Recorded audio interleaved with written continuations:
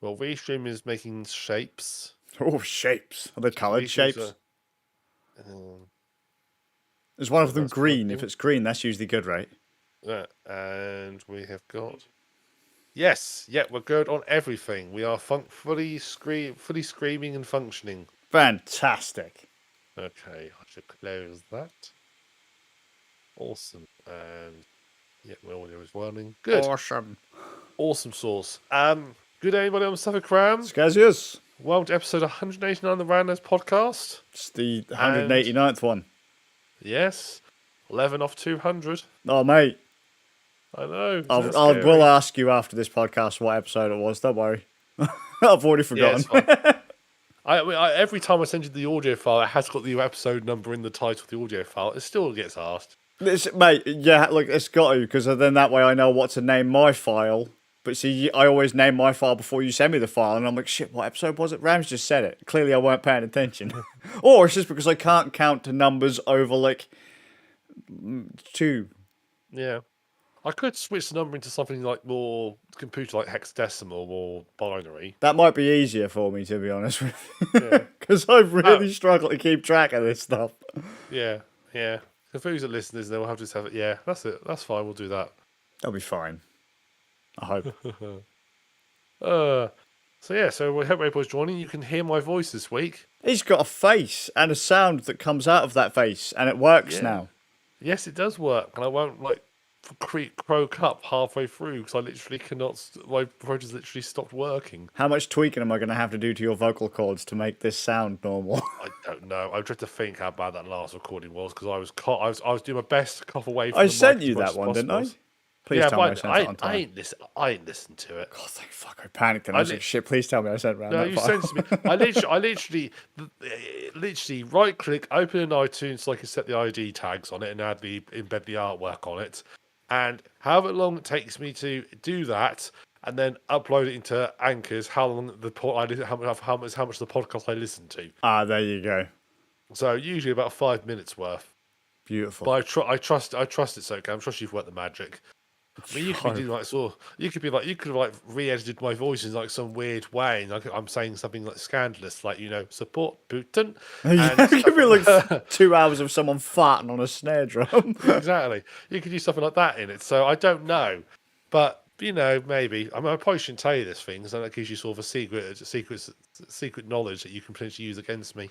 Yeah, but see, here's the trick: because the more things you say, the easier it is for me to edit things together, isn't it? So yeah, exactly. Have you seen those AI voice things that are now popping up? You basically submit a load of audio and you can generate a voice. I have heard, and some of them are pretty decent. You have to feed them quite a bit though, from what I understand. You do. Corridor did one, and it was fairly crisp. It was pretty good. It wasn't quite right. They did it for one of the people who worked there, and it did enough that I think cursory somebody who didn't know would think it sounded real. Normally if you hear a synthesized voice, yeah, it's synthesized, or even if it's from pre-recorded stuff, you can tell it's been pre-recorded in bits. So what you're saying is, in theory, if I were to do the Last Action Hero scene where he puts a tape recorder up to the telephone, if I got this AI to do that and then pop it down a phone, no one would be able to tell the difference because of the degradation in audio quality from the phone call. Yeah, well, this one they had was it was enough that if you listened to it, unless you knew the person really well, you would be fooled that you couldn't quite tell it wasn't a real voice. Sure, it was really good, very impressive, scary. It is quite scary actually. As we enter the world of deep fakes and now they can do your voice and stuff. So what you're saying is now the Queen's going to have a whole new porn career. Yeah. Oh dear. They do. One appears to have broken the washing machine. Fucking. What? They go random place to go. Queen doesn't even know what a washing machine is. He is. Oh no. One wishes to speak to the young stable boy. There you go. That's more appropriate, isn't it? And then the plumber with his ass hanging out fucking knocks on the door and says, what the fuck? You right, love? I'm here to work at your machine. You've had the cowboys in here, haven't you? You appear to be And he's not stuck. talking about the washing machine in that situation.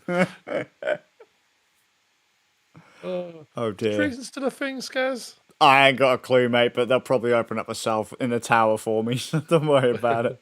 That's fine. That's good. That's You good. know I'll they'll come blame join me you. and not you. Yeah, I know they will. That's why I keep you around. Oh, okay, that's cool. That's Yeah. cool. So it's who I deflect to. It's great. So Lizzie I'll get the phone call later, and Lizzie's like, "What have we told you?" It's like, "I'm sorry, Liz." Yeah. We got the restraining order against you in the cease and desist letter. It's like, Why are you Liz, still I'm not a doing real this? person. You can't do this to me. Yeah. I don't have ID. You can't do this to me.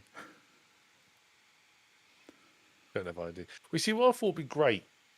They get really good at deep fakes and these deep voices. If we perhaps analyze ourselves, we could perhaps just like write our scripts for round in advance and just let it broadcast without us having to. Oh, faff mate, around. that'd be just. I could just imagine that turning out just as bad as that bot that Microsoft put on Twitter. All of a sudden, it would just randomly start scanning a Dodge file on your hard drive. Yeah, the bot. You mean the bot that got the internet message turned to a neo-Nazi? That's the one, yeah. Yeah, good on Microsoft. I mean, let's It be always fair. happens.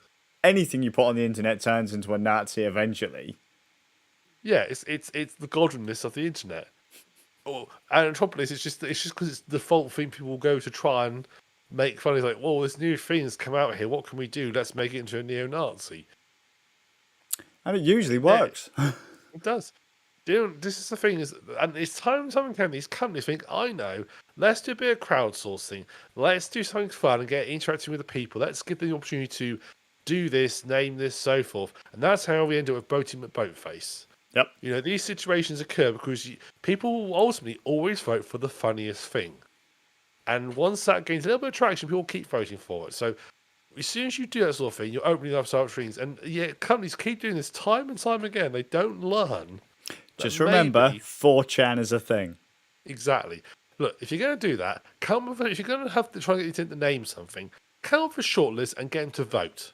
Because that way they can't fuck it up that much. Oh, they'll find They'll a way. find a way, but they are fucking it up. They'll find a way.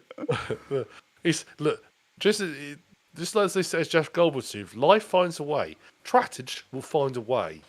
Yep. Or try. Wait, hang on a minute. Who put in option 5? There was only 4 options in this poll. What is this FBI agent Hitler? So it was a random RPG meme I saw the other day, and for some reason it's mentally stuck because I was on the Steam page, community page for Postal 3. Right.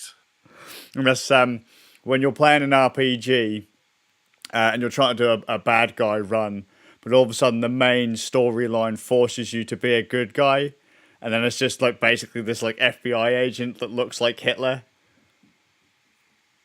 I think I've not seen that one, but I've seen variations of the same idea. Yes, that was just so random. I can't do it justice because every time I think about it, I'm like, that's dumb. Yeah. Yeah, see, unfortunately, most games which try to do the evil path, basically, the paths you don't get the good path and the evil path. What you get is the goody two shoes path and the slightly dickish path. Yeah. That's what it's like, yeah, you still save the universe. You're a bit of a twat, but you save the universe. You're a knob. Yeah, you're not. Yes, Commander Shepard, thank you for killing off the Reapers and lots of stuff. You did that and, saved the Geth and lots of stuff. But you know what? You're really a dick, aren't you?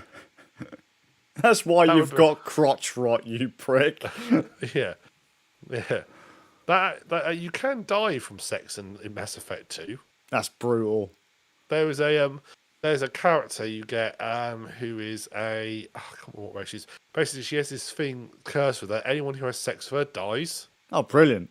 But you have the option of having sex with her. And now, please tell me that's an option that's early on in the game so you can get a playthrough of Mass Effect 2 over really quickly. It's I think about 2/3 away through if you can do 2/3? That's not early. Well, it's earlier than the end. It's earlier than the credits roll in. Exactly. Whatever you can play about. And yeah, and you can basically have sex. And if you do, you get a game mode screen where you die. Brilliant. So there you go. Does the camera pan over to the table where they forgot to use the condoms? Always use protection when playing That's with what it should do. strangers. Yeah, that's what it should do. That's what. Yeah, that's what it. That's what. I don't think it works for him because it works whether you're playing a male or female commander shepherd. I think it works both ways. Oh, mate. Damn. So, yeah, it That is there's now. no cream for that curse. Yeah, there's also a scientist in Mass Effect 2 who, if you meet up with, he always babbles something. So like as when you first saw you talk to him, he's always babbling about something. And then Mass Effect 2, there's this there are these like horrible like mutantly piggy aggressive creatures called, I think they're called Varans. I think they're called. And at one point you get him and he's just mumbling to himself and he goes, "Must find out how Skaar got amongst the crew. Sexually transmitted disease of Varan. Implications disturbing." So I thought that must be Shepard did that one. You're just instantly accusing people, are you? Hmm? Well, I know how I role played Commander Shepard. So If yes, the shoe fits. yeah. There's only one character who you know for definite had got their end away in each of the Mass Effect games, and that's Commander Shepard. So all I'm saying is the logical choice in this matter is them. Fucking Commander Shepard. Yeah. There's also a character who's a Taurian in that who you can romance in Mass Effect, but they've got a different biology to humans, and it's actually they're basically like their food is poisonous to us and vice versa. And when you get these same scientist advises that you don't swallow. Beautiful. Absolutely So, beautiful. Yeah. Beautiful. No, now we moved on from Mass Effect sexy times. So, what have we been playing, Skazz? I don't know, Ram. What have we been playing? I'm glad you asked, Skazz. I'm glad you asked. So we played a couple of games. We have. One which we sort of completed together as a team. One you're a bit. I understand you're quite a bit further ahead than me. So You'd be surprised, actually. Well, we have been playing. So carrying on from our last podcast, we've been playing Metro Exodus. Yeah. Which is the third Metro game. Set place directly after Metro Last Light. Last Light. Which, by the way, we both got the bad ending. Yes, we did. I checked. I was going to say I got the bad ending. I checked. Because we're terrible people. Yeah. I just, from what I understand, it's actually quite hard to get the good ending in that one. You have to be very, very nice and get a lot of positive points to get the good ending. Yeah, let's just say no. Yeah. So, but yeah, we both got the bad ending. But this must take place after the good ending because in the bad ending you get killed. Yeah. So, that's brilliant, isn't it? It's like, how the fuck is there a Metro 3? Yeah. But they never, because of the good ending, the dark ones sort of appear and will help you out. There's no, at least so far I've played Metro Exodus, no one's bothered to mention them. So, as far as I'm aware, Miller's still lost both of his legs, so it weren't that good. Funny, but you know. So how did you manage to survive that bomb going off? Is it Miller? Yeah, Miller's sort of Miller, dad. How did you get out of that then, Miller? I thought I blew the base up after you lost both of your legs, you useless bastard. And then, you know, that we didn't blow up. And no one says why, because everyone I reckon I know blew up. Yeah. Apparently it didn't happen. But because Artyom is the Messiah, he just, you know, up he came. Yeah. RPK saved everybody. Off they went. Yep. Radiation proof. Bomb proof. Librarian proof. Yeah. After the the other ones. Yeah. So set after it, and basically they're sort of, I must say I love the intro sort of cinematic where you're on the train. Mm-hmm. And gradually sort of like tells this whole story. It's definitely been written for Metro. It's definitely written from like, let's assume people who haven't played Metro. Yeah. Whereas last like sort of kind of expected you to have played the previous one. Now you remember I told you all those games got retconned? Yes. I fucking told you. Fucking told you. Because at the start of Metro fucking 2033, I have no memory of blah, blah, blah, blah, blah. course you Oh yes, fucking I don't, know this now. Artyom. And then at the start of Exodus, oh mate, I remember all this shit from before the war. Yeah. Bollocks, do you? I played the first one. When did you remember all that, mate? Whilst flicking through your postcard collection, you I prick. thought that. I thought that as well. I was pretty sure he was like either incredibly young when they got the bombs fell, or he had always grown up down there. But I thought that seemed slightly different. I was like, I need to check this because this doesn't sound right. See? Yeah, yeah. But Metro S is definitely built from. Let's assume no one's played it. You basically can hit the game not having played the previous one because it barely mentions.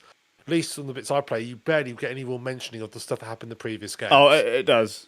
It does a bit, but not. It's very light. It's very much like it's setting you up so you don't have. Whereas last it requires you to play much of it, sort of. This one doesn't. So, Well, kind of not, because Artyom kind of gives you the rundown at the start, but after Volga, they do mention a few other bits. There are other mentions to Last Light and all that. I haven't got that. Relatively, I haven't got that far in the game. So I don't even know how. I mean, I've played about I think 7-8 hours. You're at about 7. Yeah. So I'm still in the sort of like first or big zone. Volga. Yeah. Yeah. So the basic idea is, again, Metro, very briefly, because you didn't listen to the last podcast. Nuclear war happened, bombs fell, everybody went down to the Metro, took shelter, and basically been eking out existence. And for the last 2 games, you guys fought, or a lot of people thought that you were all that was left. Pretty much, yeah. Pretty much. Some people said other places did exist, had metros as well, so there's sort of hints that might be other civilizations out there, but as far as everybody concerned, you were all that was left. And at the start of Metro, you basically, you at some point you hear a signal. Now I'm trying to work out what the signal because I don't remember that signal. Apparently you heard it on top of the tower at the start of at the end of Metro 2033. That's definitely been because I do not remember that being mentioned at all. I don't know if it got mentioned in Last Light, because it's been a long time since I played Last Light. Obviously, you played more recently than me. But apparently, he heard a signal. I don't remember that. But you played more recently, maybe you remember. I didn't remember it either, but then they keep mentioning things that happened within the last year, which means after Last Light. Yeah. So there's some other events that have happened off camera, as it were, that we haven't been part of. Yeah. So I'm not entirely sure where they're going with it, but I mean, I might have missed something. Because I assumed that, like you, they were talking about 2033, but they're like, yeah, it was within the last year. It's like, but that wasn't a year ago. Yeah. That was much longer than that. But then I wonder, because the first game is loosely based on 2033, the book. Yep. Then there's 2034, which is, I don't know. And then 2035 is a loose tie-in to Last Light. And then that's what Exodus is loosely based on. Yeah. Like loosely based on the book. So it's like you've got a book based on it. So you've got a game based on a book. And then there's a book based on a game based on something else that has another spin-off, but is only loosely tied into the other 2 things that came before it. So it's a bit weird. Yes. So I'm wondering if maybe there's like a little bit of, or maybe there's a notebook or something that we just haven't read, because I don't know about you, but I don't often flick through the scrap pieces of paper and that Artyom picks up. Not so much in the Metro. I have been reading the ones that he's picking up in this one because there's some they're general sort of fluff type sort of like battle stories. But I've been reading a few of them. Some are quite interesting. Some sort of tell through lots of interesting tales and so forth, and sort of imply things as well. So they imply sort of things like there's like a plane crash you come across, and when you read the sort of notes there, it implies the plane's crashed very recently. Not as in like before the bombs fell. As the bombs fell, it implies it happened like literally a few years before you get there. Sure. So it's implied to have. So there is some interesting stuff there, which sort of implies that civilization is going on. But so Martin keeps supposedly had this signal, so he keeps going up to the surface, which is nuclear winter. It's a whole lot there. It's not survivable. It's for races. He's taking like risks going up there every day. Very hospitable place to be, and he's trying to find the signal. Eventually, he convinces his wife Anna to go up to look for the signal, and they go to a part of the area which they don't want to go place owned by sort of Hansa, Yep. who are like this sort of neutral third party. So you have like all the metros are sort of Ranger and there's like the Reds, who are the sort of communists, the Nazis, and Hansa is like this big third sort of neutral place. And I think they're going to be one of the wealthier. From what I remember, they're one of the wealthier sort of like metros. I think they're like a trading hub. So they're fairly wealthy from what I remember. I meant to look up who the backstory behind Hands, and I never got that. I forgot to do that. But I think that's what meant them to be fairly, because there's a lot of talk about Hands and going to Hands in some of the games, and I think that's all like considered a prosperous place to be. So you go, and on your way back to go back underground, you see something remarkable. You see a train, and you decide to follow it. And because you thought that the idea of a train existing is impossible, pretty much. There's nothing really left. But you eventually find out that the train, you get sort of kidnapped by some of these Hansa soldiers. And you assume that they're members of your team because they pull up in ranger gear, don't they? And Anna assumes that it's someone from your dad, like from her dad's kind of group. Which I must admit, at the time, I thought to myself, "Hang on a second, how do they even know we're here? We haven't told anybody we're here. So two Rangers things aren't meant ding to for come me. Here. Yeah, exactly. We need to chase after this thing." But she had just said, it took a little bit. I was like, hang on a minute. Didn't she just say that we're not supposed to be here? Like, this is off limits to Rangers, and we haven't told anyone we're here. How are these guys here? Exactly, that's what I thought. And then it goes south really quick. Yes. And you basically find that there's like a young sort of old lady and a child on board, and they're the ones who say, we've come from outside. We've travelled in to try and see. Yeah, like a couple hundred kilometres, haven't they? They've gone to Moscow to try and find the young lad's father or whatever. Yeah. And long story short, they get executed. They get shot as being spies. You try to stop it, and the soldiers basically shoot you as well, and send you down to like sort of death pit, basically.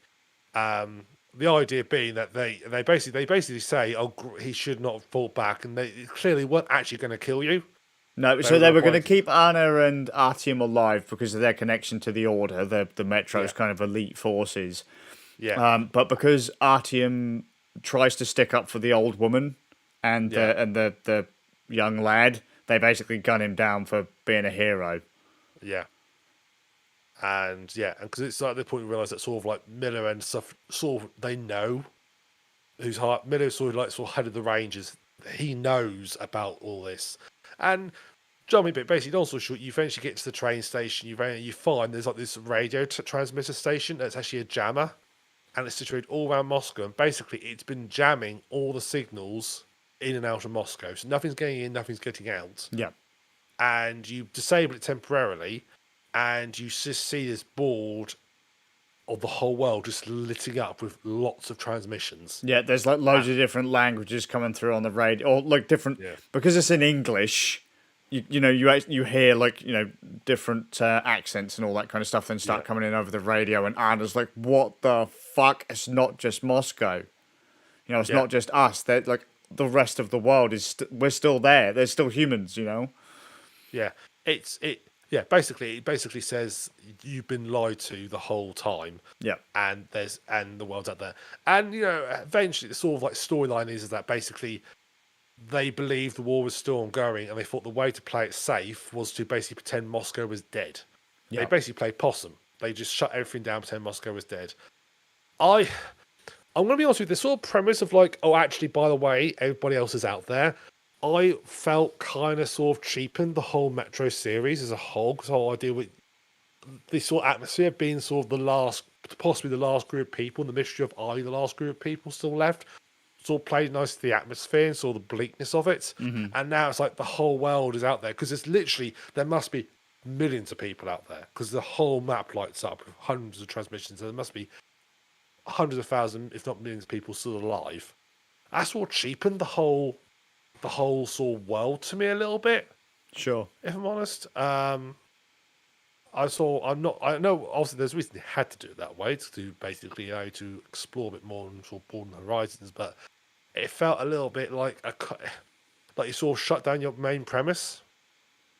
So Well, I mean, maybe because I mean, how many more titles could they have had of RTM fucking around the Metro? Because the Metro's a very limited space, isn't it? it is, but I sort of like it feels like you sort of like cut out part of your cut a big chunk of sort of your atmosphere and mystery. So I get why they did it. It feels like it's cheapened it to me. If I'm honest, it feels almost like the last games are slightly pointless. What you were getting up to because like we're surviving because we are all that's left. Oh, actually, we're not. Mm-hmm. And it's sort of like seems almost humorous. The idea like oh, actually, everything's sort of fine outside. Really, everybody's actually all right. So I yeah, wouldn't go that far, but I get where well, you're coming from. yeah, yeah. It's. I think when Middlemeister described it, I sort of said the idea. I said to him, Middlemeister at the time, I think I said it's quite funny the idea that they just leave Moscow and everybody goes, hey, you're fine, we're all living quite a happy life out here, and it's all laughed off, and that's all kinda. It's not quite that nice, but it's sort of like that.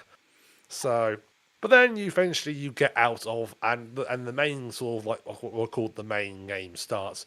You basically steal a train, and you get out, and you're out into the you leave Moscow, and the first or what sort of proper level, like sort of the actual proper outside part. So the game goes linear to open world to linear to open world. Oh, okay, okay. So I'm still in the first sort of open world. I mean, I wouldn't call it I wouldn't call it full on open world. I'd call it it's just a really big level. In the same way, I wouldn't call it Dishonored open world because it's got these big, massive levels. I wouldn't say an open world game. To me, an open world game is a game where at any point you can turn around and walk back to the start. Yeah. That's to me an open world. This is more like just a really big sort of hub level where lots of things to do and self-contained. What this does show to me is these people you could tell were Stalker devs because this feels very much like what they wanted Stalker to be. Yeah.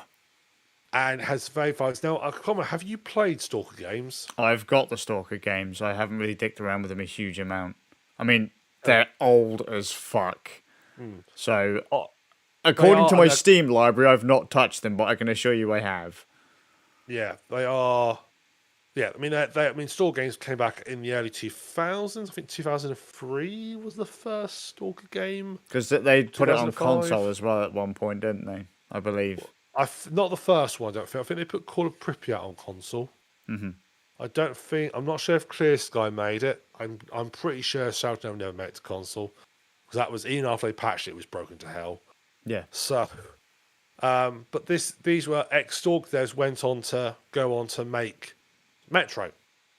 And that sort of first bit is where you can tell, because it feels very stalkerish. You've got anomalies that sort of like move around that can sort of fuck you up if you get too close to them. Yeah. You've got mutants that have there's sort of like an ecology going on there. The mutants sort of interact with each other and they come around in packs and you can avoid them and so forth. They will sort of attack each other and fight each other and what have you.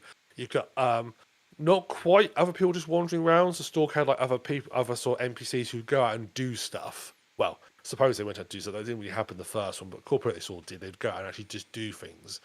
This one, not so much. You've got like groups of NPCs, but they are sort of like in their set areas.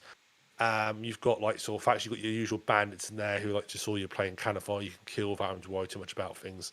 So it feels very much. That's the vibe they're going for, and that's when you realise this is what Stalker wanted to be. And it's really nice. It's big, expansive. They're fairly decent sized levels you're in. They usually have a few sort of like side quest mission and some main missions you work your way through, and I say a few little side quests here and there. They're not huge. Not going to take you long to walk from one into the other, but they are good enough that you does allow you to explore. And it's got things like it's got day night cycle in it, so you can and that will affect things. So during the day there'll be more bandit patrols about, and when they go back to their base, it's all take cover, and then more mutants around. I personally prefer walking around at night because you can sort of the mutants, sort of, in my opinion, easy to avoid. and it's neat. I'm at the stage now, so I'm in the first area, and basically your train hits a roadblock. Well, you should These actually people, have probably mentioned that Miller knew about everything being blocked off, yes, like all the jammers and that. And the yes, only reason that Miller is with you is because you, Artyom, Anna, and an engineer train driver decide you're going to whip. I've gone, forgot their names again. What's the name again? The rich the guys? Rangers. No, the guys who are in the zone that you're not supposed to be in. Oh, the sort of the villager people. No, the people who we were just talking about, whose names I've already forgot. Hansa. Yeah, them, right? Miller is with Hansa. He's working with them. And as you get captured as you try to fuck off with one of their trains, right? And Miller turns up and says, no, you let go of him. And then all of a sudden he gets done for basically treason. Yeah. Because he now knows too much, his team now know too much, and that's Yeah. why you leg it.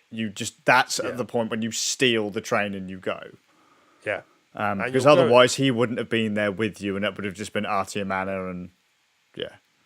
Yeah, I mean, Miller's convinced that the world is still that Russia's under NATO occupation. It does feel kind of weird, given what's going on at the moment, to play a game where you're playing as the Russians dealing with a NATO occupation, or suppose they think it's under NATO occupation. I'm guessing it's not. They think it is, and Miller is like, "Oh, we'll go to one like sort of like the last sort of like command areas where we know we think we've got our own government there. We'll go to them." And that's all your travel you're going to one or two the remains of the Russian government, and hopefully to deal with NATO. But you don't. I strongly suspect that NATO won't turn up. So I because your first year you encounter your sort of first sort of zone. Your enemies are either bandits or there's some like crazy villagers, but they are sort of neutral to you unless you piss them off. They won't unless you push them. They won't attack you per se. There's like a bit early on when they go for you, but they are rest at all times you haven't can. They'll just like have a go at you for being because this group basically think technology was the evil of all cause of all the evil. So they won't even use electricity. They won't use any sort of technology. And when you encounter them, they basically call you sort of heretics and sinners and. It's so the electricity specifically. So turn off your Yeah. lights, holster your guns, and generally they treat you reasonably. Yeah. But if Yeah. you pull your gun on them, that's it. As you know, the bandits will just try and screw you over, and Yeah. New things they've brought in for the game, and which Soulmate says there's now got a crafting mechanic, so you can craft your medical kits, you can craft your filters, and your basic sort of resources are sort of like chemicals and sort of mechanical bits yep, that you encounter, that you can and pick up from the environment, scavenge from fallen enemies. yeah. In general, you pick that more than you very occasionally pick up ammunition, but mainly you pick up these bits which you then use to craft ammunition. I see. I haven't crafted ammo yet. I mean, I've not had to do. All I've crafted ammo for is for the BB gun. That's what I've crafted ammo for. I've crafted throwing knives Sure. mainly. But yeah, you can. But you basically pick stuff up, and those two things basically make all your stuff. If you use a workbench, they're cheaper than doing it on the field. But that's also a place I do that because obviously you're not going to. It's sort of like a place the fact so I'm exploring Nook and Crow trying to find all the right sort of types of ammunition. Because it's obviously a more open area. That's all like gives you a bit more freedom. You can do what you need when you need to do. You can upgrade your gear. You can upgrade your armor and stuff, bits and pieces. You can upgrade the weapons as normal. I like the fact that if your mask is damaged, you can put a bit of gaffer tape over it. See, mine's never been damaged, so I've never done it. I forgot to take it off one time. I got hit and I got a hole in it, so I just pushed my knee, put a bit of gaffer tape over it. Oh, there you go. So yeah, because it's the mask is less important now because the area you're in, unlike where Moscow and other Metro games was, you had to have a mask at all times. This one, there's only certain areas. Basically, if you go sort of below ground in certain areas, there's some areas where it's radioactive. I like the effect of the radioactive because it basically get these little like flashes of light, which is sort of what you see in like films, which get too close to sort of radiation source, you get little flashes of light in it. I quite like that as the effect to like warn you or getting to a rate of. So you have got a little meter on your watch that tells you if you're getting there. Yeah, you can hear a Geiger counter go off as well, can't you? Yeah, yes, you do when it gets all really high. That's your little coup. Put your mask on and sort of take cover. Um, but yeah, so so you can craft stuff. You can which is obviously helpful. What do you help? You can do health kits, which is obviously very helpful. I just like crafting throwing knives because throwing knives are still OP, but I love it. Agreed. I love the fact that you can. They will take if the enemy is completely unaware, they will take pretty much most enemies down in one hit. Even mutants, they'll take down in one hit. Most Yep. of them. I love that. Enemies who are not so much fully aware but suspicious something's going on, so they're like the guns up. They're not sort of looking for you. They're just like investigating the area. They won't unless you get them in the head. They won't go down in one hit. But if you're quick enough, you can throw two at them and take them out fairly quickly. And also, yeah, aware enemies won't go down very easy with knives, so you'll take about 3 or 4 to take them down. But when you're just sort of like moving around quietly at night, and I do find myself sort of like, oh, there's a pack of watchmen here. I'm just going to sort of move over, keep in the dark, and they'll just pass me by, and they'll just do a little like feeding patrol, and off I'll go and leave them be. And I sort of find myself sort of walking through and sort of almost avoiding conflict. Yeah. That's why I prefer to move at night than during the day because they're more those about whereas enemies, obviously, and if they spot you, they'll just start shooting you and sort of let out by nearby. These guys, I find the mutants easier to sort of bypass. See, I went straight in broad daylight. To be honest, the bandits are so thick and so obvious. They're usually chilling out in ruins or around camps. You can completely skirt around the edges of those.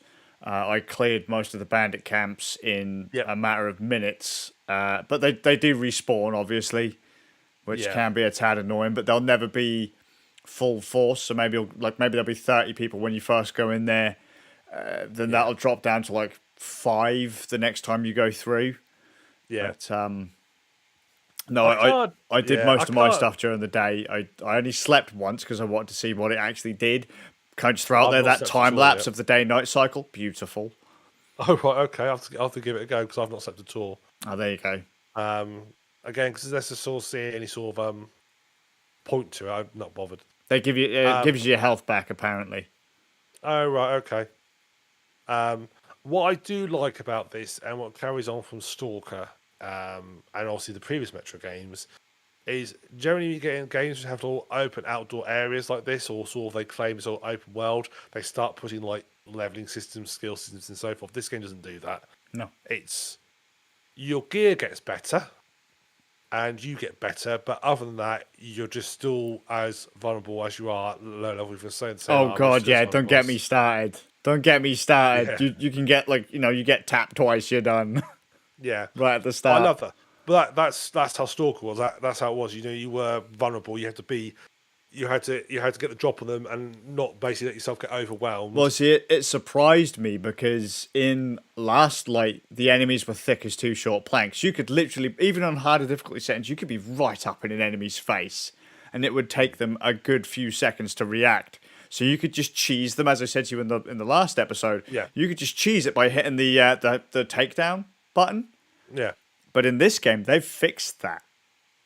Yeah. And so as I leg it to go and clear a room, it didn't work. I was like, oh shit, and I've just been tapped and I'm down. Yeah. I tried that. I ran up to somebody and tried to take him down forwards, and he basically blocked me. And sort of punched me back. Like, oh fuck, I didn't expect you to do that. Shit. Like, oh no, they fixed it.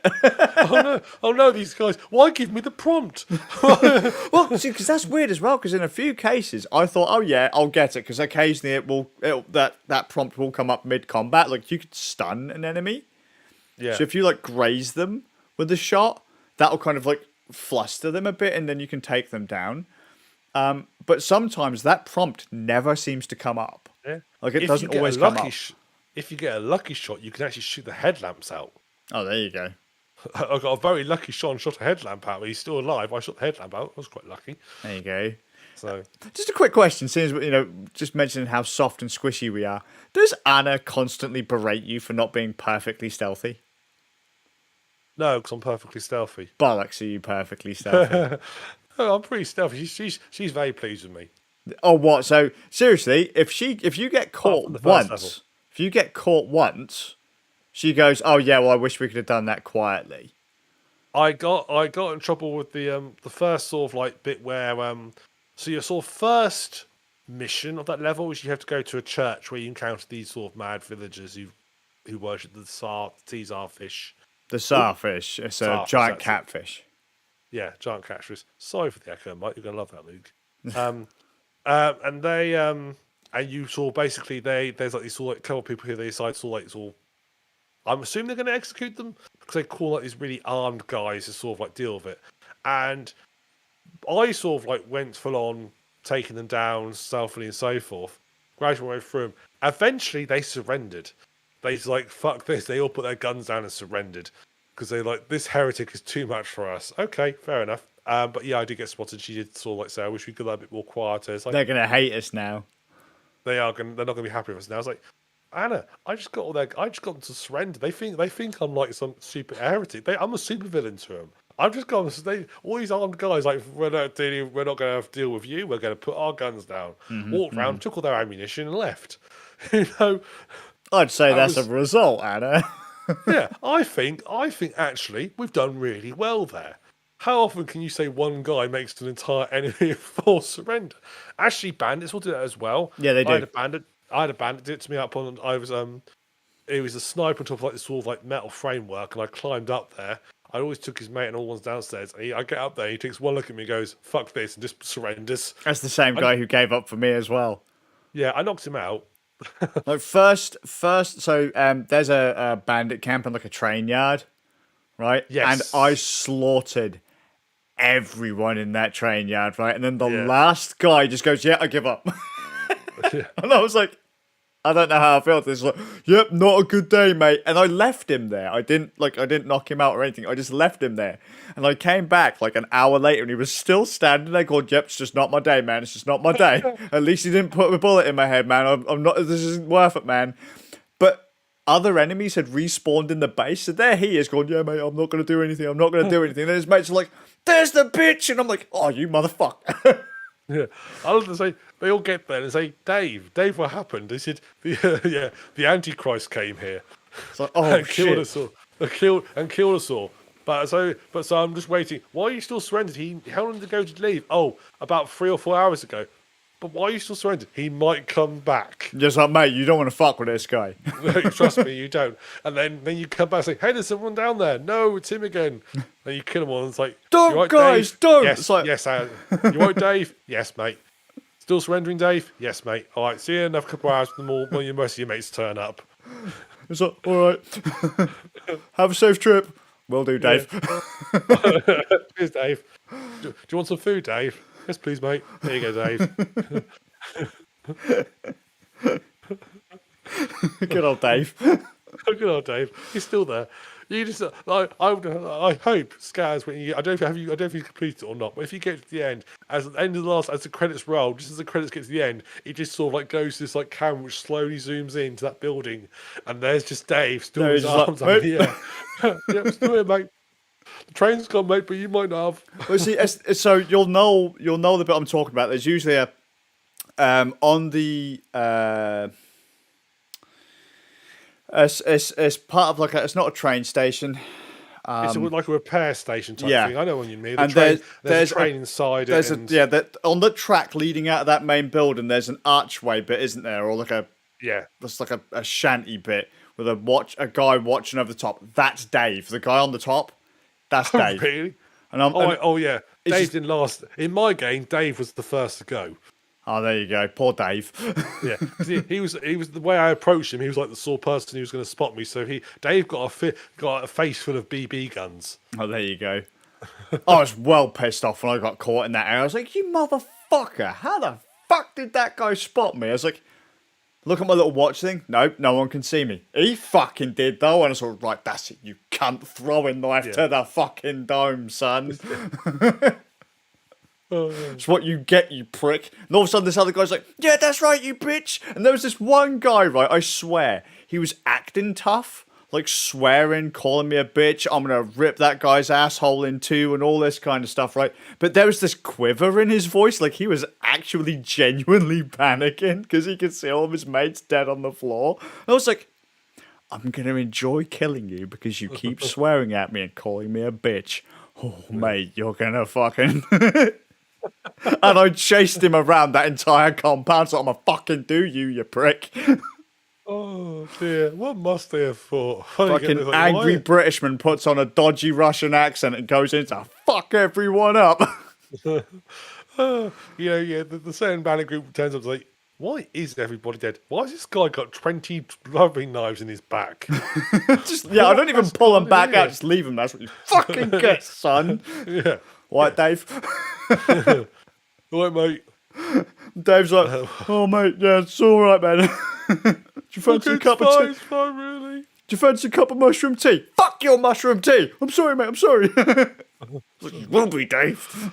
The glowing mushrooms, which may give you chemicals. Yep.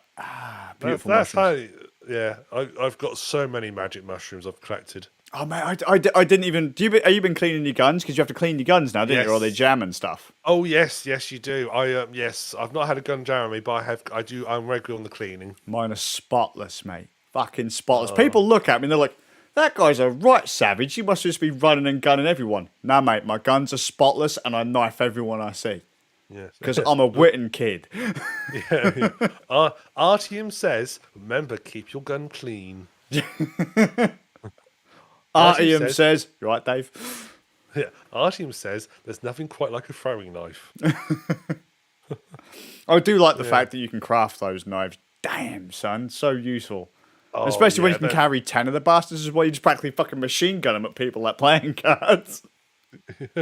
Yeah. Like, I just want a bit where there's like someone tied to a spinning wheel, thrown between them. Oh, that'd be absolutely beautiful. Should do that to Miller, but he's already lost his legs. Oh, bless him, prick. Bless Grumpy Dad. Yeah, fuck him. Look at how you're making everyone else feel, and your wife, and she's like, "Fuck off, Dad," and it's like, "Yeah, she is. Fuck off, Anna's dad." Yeah. You're the worst father-in-law ever. You twat. Yeah. I arranged for you to have an apartment in Polis. I don't want an apartment in Polis. I want a train. It's like, yeah, apartment in Polis, mate. You mean some dude's going to get me an extra wall for my fucking cubicle? Shove it up your ass, bellend. Yeah. Well, according to Anna, we were going to have a shower. It's like, what? How the fuck are you going to get that in the metro? Yeah. What's it doing? Connected up to the toilet, fucking. Yeah. Where has he pulled these strings from to get us a working shower in the metro? Bless him. That's the you know, the old the chemical spill showers you have. Yeah. Like the emergency powder showers. That's what she's got. That's what she's got. Yeah. So, I love to feel the decontamination powder. It makes me all dry. Yeah, it's like, you fucking dippy cow. Although I will say, right, I fucking hated her in Last Light. I hated her with every fibre of my being. Well, I like Anna. But I just want to throw out there in Exodus, I'm like, oh mate, she's turning into waifu material right here. I mean, other than the fact that she occasionally takes the piss at me for fucking up a stealth segment, but hey, you know, it's all good. What wives are for. Yeah, pretty much. Doesn't your wife do that when you fuck up stealthing through the house? Yeah, pretty much. No, actually, my wife goes, ah! And I'm like, yeah, nailed it. Yeah. First try. Yeah, I was like, I can't actually imagine you doing a stealth mission for your house. Oh, you'd be surprised, mate. I'm a sneaky ass motherfucker. Yeah, crouch walking his way around the building. She used to fucking make me wear a bell on my wrist so that she could tell I was walking around the house. I'm a sneaky motherfucker, and my kids have inherited that ability. Yeah. Do you sort of occasionally throw things to distract so you can sneak past them? Yeah, I do, and I combat roll through. I check my watch to make sure I'm not being lit up or anything. Do you do the old split legs to climb up the side of the walls sometimes? Yeah, and I have to blow out candles and turn off lights and shit. So what's he doing? What's he doing blowing on that LED light panel for? grabbing a can of beans, through the kitchen they go. What was that over there? Must have been a rat. And then all of a sudden, whap! Combat knife right in the back. It's like, Skazz, not again. Stealth takedown. Yeah, boy. I keep telling you, you don't have to try and sneak away to the toilet. I know you go in there. Combat roll with the gas mask on. Yes. Oh, dear. It's true to life. Because I really started to like her in Metro Exodus. Maybe because she's question. Actually, I was about to say she has a much better character to her. She's not just some grumpy bitch in Exodus. Is it just me, or do the characters seem to cut each other off a lot? And they talk over each other a lot. I can't say I have noticed that. Really? I can't say definitely they don't, but I can't say I've noticed it. What they do? They talk over each other all the time. Like it's almost as if like they've got some idea. You know, like when someone finishes off your sentence, right? Yeah. That's like Anna knows what Miller's gonna say, and she just cuts him off like fucking way before he even finishes. Well, he is her dad, so she probably got fed up with him. But it's just the same with the rest of your team, though. I'm like, you could at least have waited for him to finish before you responded. He didn't even ask you the fucking question yet. Well, actually, that brings me to something. I kind of wish, not so much they don't have to say give Arshim a voice so he can talk back to people. I kind of wish they gave him the option to say, yes or no. Because everybody talks to you, because you just keep silent, and everybody talks to you, and like sort of... They respond as if you've said something, don't they? Well, no, I actually think also they respond like they're sort of talking to you, and they're sort of like, he's not talking. I'm just going to keep talking and hope this strange man with the gun goes away. When you like counter the village people, the village people, the village people, yeah, mate. When you counter them people, and they sort of keep talking to you and like expecting a response, then when you don't say anything, they just carry on. Bless them. It's like you can just feel them getting creeped out. That this random guy, they've just been like listening to a record player. This random guy just walked up to him and go, "Oh, who's there?" He says, "Oh, you're one of the don't talk to me. He's one of the heretics." No, he's not a heretic. And they just start their chatting about you in front of you, and you don't say a word. Are you talking about that father and son out in the boonies? Yes, I hate his son shot the record player. I wasn't pleased with him. Yeah. Well, see, I was in the house when he did that. So was I. I must be triggered like that because I went to the house and immediately I just had a gunshot and immediately went back outside to see if he shot his father. Oh, ye of little faith. They're having an argument. They were having not an argument. They were having a bit of a debate over it and so forth. And I thought, well, yeah, because the father is still very much old school, isn't he? Like he still remembers the times of old. He still remembers like movies and like he I think he mentions like being part of the army or whatever back in the day. Yeah. And his son has been pulled into the kind of fish worship and cult that's against electricity by his mum. Yeah, I think his father sort of like plays face to it, but he doesn't believe in it. He just plays face to basically survive. Yeah. Well, you have to, don't you? Because otherwise they send you off to go and fight one of the anomalies with what, like a fucking spoon or some shit like that. Yeah. So they're very sentimental. He's trying to convince his son, look, it's not that bad. It's not that bad. Look, and he has a record player he's managed to find, and you go up to him. If you switch your light on, his son freaks out, but the father's like, "Oh, I had a flashlight like that." Yeah, once. No, they're both angry with you to start with, but as soon as you turn it off, the father thanks you and then mentions that he had a flashlight once upon a time. But the son's still a bit nasty with you. See, I didn't encounter in that order. So I went up to them, and they were like, "Who are you?" And they're a little bit aggressive. Then I immediately holstered my gun. And they say holster your gun, you lower your gun. Yeah. I immediately holstered my gun, and the guy was like, "Oh, see, these guys have got manners," and starts sort of like saying nice things about me. I then go into the house, and that's when I put the flashlight on to see what's in the house. That's when I heard a bang, and immediately jump back out, just getting ready to shoot the sun in their face.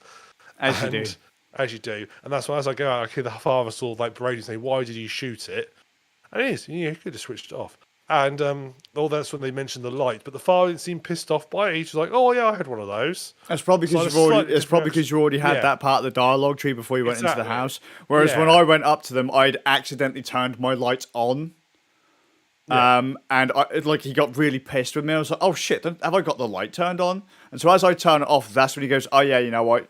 Thank you for turning it off." And the son's like, "Don't turn that thing on again." And he's like, I used to have a flashlight back in the day, And then he mentions about like cowboy movies and basically mentions how his son's a complete nub and he has to look after him, but he's too much of a thickie, and so Yeah, he basically says he'll come with you, but he can't. Yeah.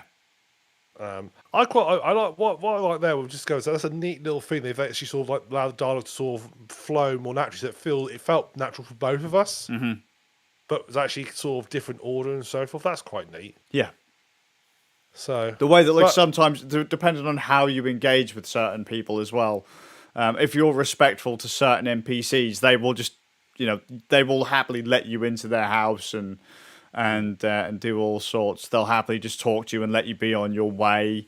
If you save certain people in like bandit camps and stuff, they will quite happily just talk to you like a normal human being. And even though they're completely against everything you stand for, they're like, look, you're a heretic.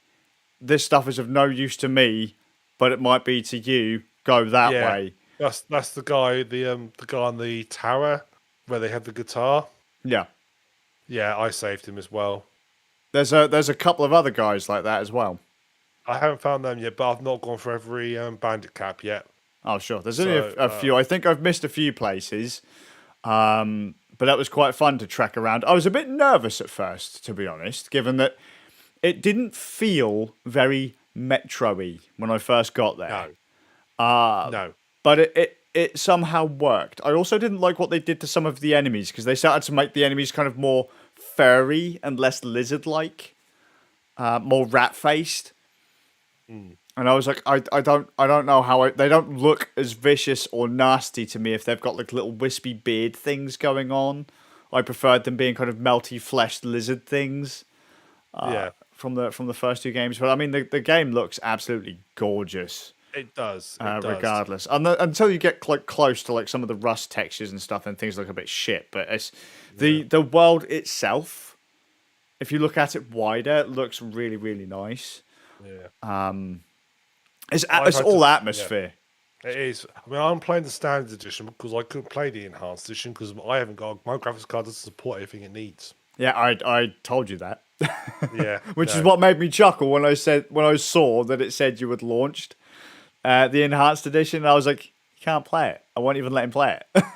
No, it bitched at me. So fuck you. So what Ram is talking about is that game is based purely on ray tracing. You need to have a ray tracing capable graphics card to launch the PC enhanced edition. Now I should say I'm not playing the enhanced edition either, even though I do have a ray tracing capable graphics card. The standard version still has ray tracing options in it, but the full bore, big boy, PC mega enhanced, big titties, radiation explosion everywhere version of the game, like the pretties all turned up to 11, that's Windows only, and I'm playing the Linux native version. So I just get the standard game with ray tracing options. Yeah. It still looks really nice, though. It does. And it still has the atmosphere. Yeah. Yeah. To me, it doesn't feel like a Metro game. It feels like a S.T.A.L.K.E.R game. Sure. Is the honest. But then that's not surprising. But then Metro always felt like a S.T.A.L.K.E.R game that was in the more confined bits. So it's sort of like tied together. If you've ever seen the Metro design docs for what they wanted Metro 2033 to be, that's Metro Exodus. Yes. They wanted like a full day-night cycle. They wanted bigger levels, and all that kind of stuff. And they didn't manage it at the time. No. But with Exodus, I think they've done a pretty solid job of it. I'm not entirely sure how I feel to some of the linear levels that I've had to experience thus far. I like the way that Volga felt alive. Yeah. I was going to say, I don't know how far. So how far are you in?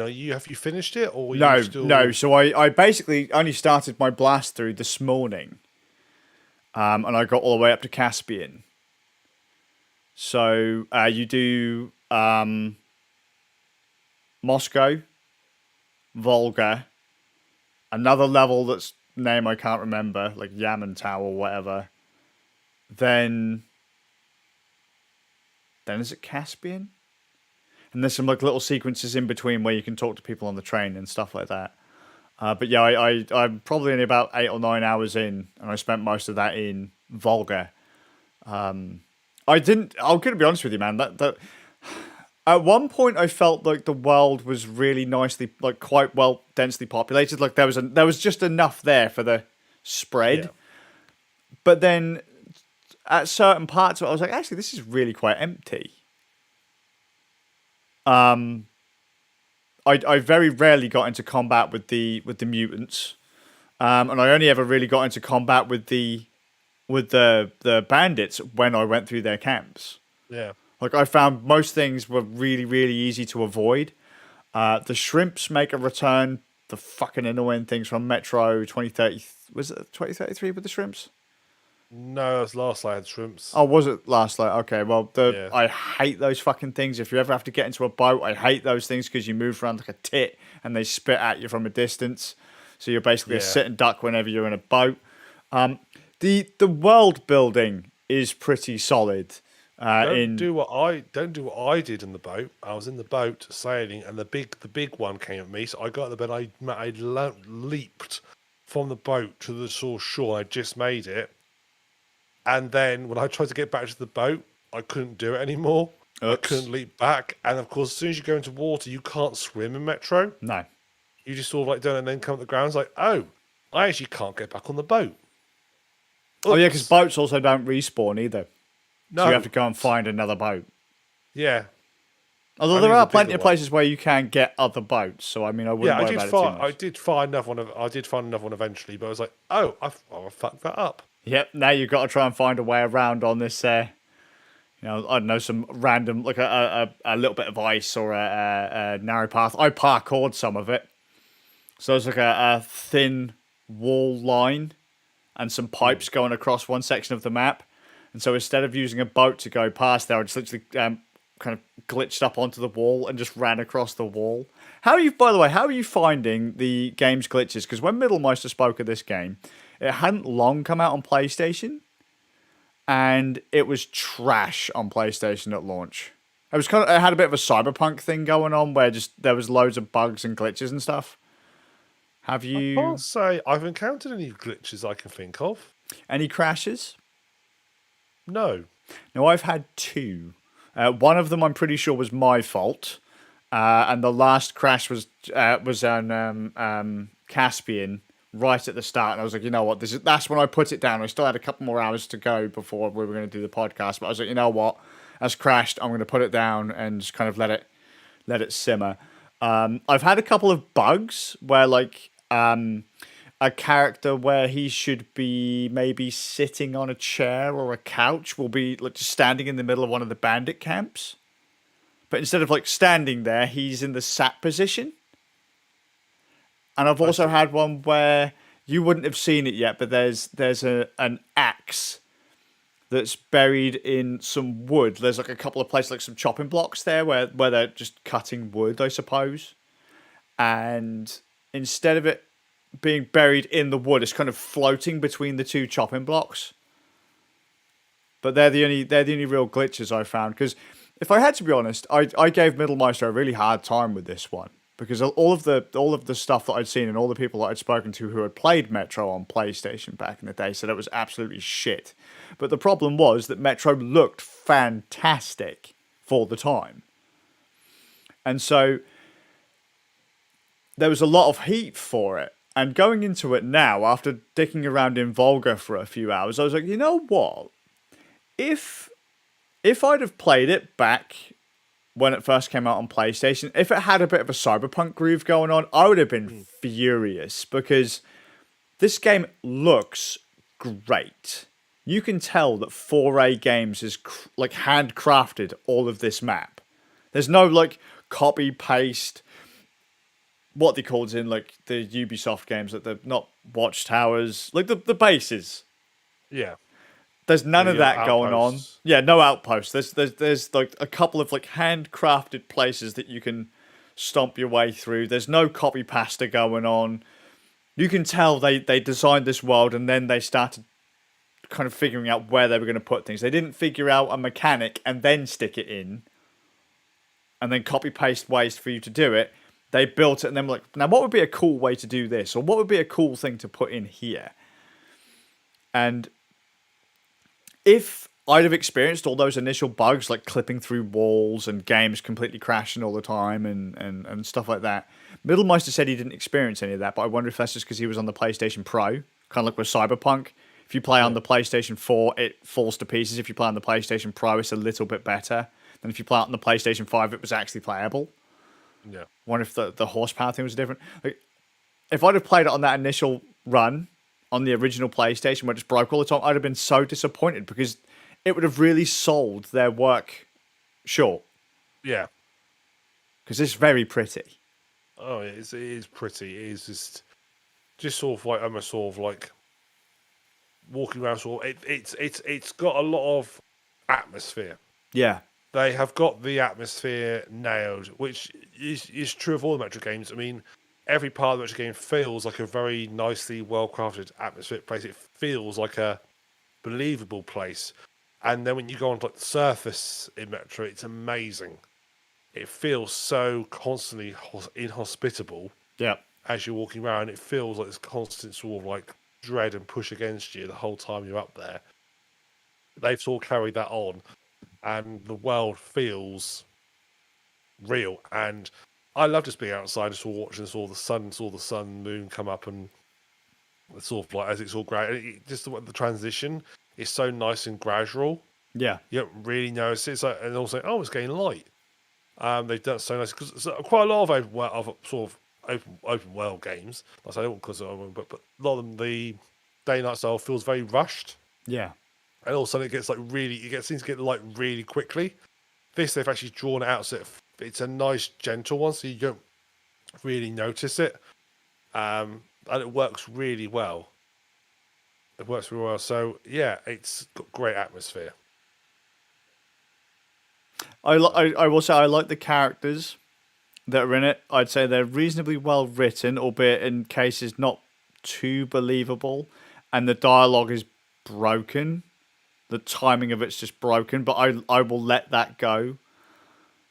Yeah, there are some nice little bits in it as well. I like the fact that the character interactions aren't just two people just sort of staying around talking to each other. There's a bit like when I was at the train where the sort of rangers. He's crouched down, he's sneaking up, and I thought it was just like a bug in the game. He just got himself into all that animation. But no, he's actually sneaking up on another ranger, and he jumps. It's the guy called Sam, who's an American, and he jumps out to one of the rangers and goes, "Hi, I'm a NATO soldier. Surrender immediately." And it's like they actually would actually have it sneaking and make him sneak up with him and jump. So I didn't see that. That's it's one of it. But you go back to the train. I think it's just something that just randomly happens. I'm going to guess. And yeah, I just come across him. He's like, "Why are you just sneaking across the ground?" And then he goes up to one of the other guys, just jumps at him and chats and has a go at him. And they do have some really nice banter going on, don't they? Like there's another one where Sam talks about American military bases, like, "Oh yeah, giant fucking robots with nuclear power supplies shoved up their asses, painted in red, white, and blue flags." And yeah, it's like someone's making a Fallout reference there, aren't they? And it's like, mate. I'm being serious. It's like, how the fuck am I supposed to know what bases look like now? It's been over 20 years, man. Yes. It's like they're gonna look like military bases with random guys patrolling around. What do you think they're gonna look like? Yeah. Except for the food's fucking great. Cheeseburgers and fucking and shakes and fries. Yeah, there's a lot of that. If you go back to the train framework, you'll hear a lot of little banter and stuff. I think I like what they've done with the characters. I wish the dialogue was timed better though, because as I say, they do tend to cut each other off a lot. And I will say, when a little girl says to me, "Can you go and find my teddy, Uncle Artyom?" I'm like, "Fuck yeah! Right, that's it. You're all dead." And I go do it. I went and got her teddy as well. Because there was a random little girl on that fucking train. The cultists were doing shit, and I was like, "Right, that's it. I'm not having this. You're all done, son." Just like Dave, I fucked up all their mates. All because reasons. Yeah. I went and I remember climbing up to get the teddy. That's quite a nice bit because you get up there now I don't know if I'm interested to know how it goes depending on what time of day you get up there, because I went up there in the dark and the beastie, the demon, was asleep. Mm-hmm. And it's all like every so often it would wake up and then sort of like reposition and go back to sleep. And you have now. I snuck up to the teddy and grabbed it. This animation occurs where Artemis sort of picks the teddy up and sort of like gently sort of like strokes it, say, "Oh, it's the teddy," and so forth. When I did that, I don't know. The beastie woke up and started hitting me. So the whole time Artyom was stroking his teddy bear, I was just getting whack, whack, whack. It's like Artyom, this is not the time. Yeah, stop your animation and get the fuck out of there, boy. Yes, Artyom, please. Because I'm just seeing the red gradually building up on the screen. It's like Artyom, stop. Quickly ran around and went and jumped on the zip line and zipped my way back out of there. I did that in broad daylight. So was it up there when you went up there? Yes. And then it went. Awake or asleep? It was awake, and the wings came out, and it fucking eyeballed me, and I was like, "Shit, where's that teddy bear?" And then all of a sudden, it flew off. I was like, "Hey, aren't you going to protect your nest?" You, shit, I saw you did to Dave. Yeah, it's like, mate, I've heard about you. It's like, yeah, don't fucking make me do to you what I did to his mates down there. They're like, you can have the teddy, mate. It's like, you fucking damn right I don't want can. that fucking teddy anyway. It's boring teddy. It's shit teddy. It was shit, and all my children left and said it was crap. It's like, well, what did you want? An action man? Get the fuck out. Give me that goddamn teddy. There's a child down there that wants it. And they ask me nicely for it, and I can't say no when someone asks me nicely. Yeah. That's why Dave's still alive. Exactly. Here you go, young child. This is the teddy. It's been up there in the sort of like messy, horrible pit of that horrible demon creature. Who knows what sort of diseases they're carrying, but here you go. Radioactive rain. There's a toxic pool down at the bottom of that fucking nest. Yeah. Artyom's covered in no end of shite and gore and all. I just had stuffed it in my pack. That's fine. Here you go, kitty. Here you go, kitty. Has that gone through a chemical bath? No. Don't mind the clicking of the guide counter as I hand it over to you. You know, fucking Anna gets sick just looking at some mushrooms, for fuck's sake. And that kid's like, immune, fucking. And you just hand it a radioactive teddy bear. It's probably a ghoul. Oh, the zombies. Yeah. Can we just the zombies? There are zombies in this metro. Yes. They're kind of annoying. Yeah. Unless you get out of them with the plumbing knives. Yeah. Yeah. Because that so if you follow the game as it is, you first encounter them when you go meet the engineer Crest. Yes. Krish. I know the guy you're on about, yeah. Yeah. And he's sort of like shooting. You come across them in the base, and yeah, I was doing okay until I missed one of my throwing knives. Then it's all made a noise. Nobody knew I was there. And they're quite. If you don't get them in the head, they take quite a lot of rounds sometimes. There was a bit a little bit later on. So did I get killed by those the first time I saw them? No, I don't think I did. But definitely later, I was going around this bit, and I see one, and just like what you said, I cocked up a throwing knife. And it went ballistic, and then all of a sudden there was like 6 of them, and I'm like, oh shit! And I'm running around like a madman trying to figure out what to do. Yeah, I've only got my stealth pistol. I love that pistol. That pistol. That's my weapon of choice. I've upgraded now with an 8-round magazine though. Yeah, I've done the same. I have now. Yeah. That's not funny enough though. It's not actually that bad. Like you get upgrades really, really, really early on because I dismantle every gun I find. Yeah, I do. I mean, I'm still waiting for the scope for the BB gun. Oh, I think I've got that. Yeah, I keep waiting for that. That's what I really want because that makes it pretty. Because the red dots like in the daylight you can't really see. Mm-hmm. So I really want the scope so I can sort of actually shoot people in the head. See, I don't. I've not had to worry about that. Like I'm pretty much nailing headshots consistently. It's not until it's probably the next section after Volga that I found my kind of ammo supplies running a bit low. But then I still managed to steamroll it. So, you know, I don't like the old pneumatic guns. Because the first time I used it was against the first time you see the mutant doggos. Yeah. As you leave the train to go and find. Basically, just after he gives it to you. Yeah. Basically. And I give it some good pump. It's not as I don't think it's as powerful as it was in Metro. Yeah. See, I shot this thing square in the face. Nothing. Shot us, mate.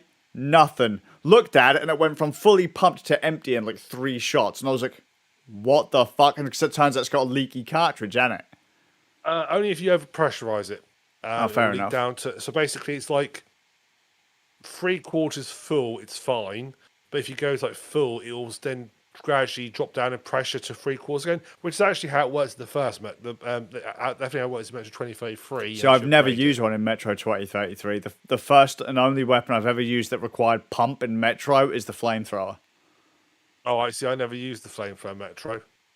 I basically had silence pistol, AK, and the BB gun. But there's a point in Last Light where I think it's Last Light, you're actually just given it. You're given the flamethrower.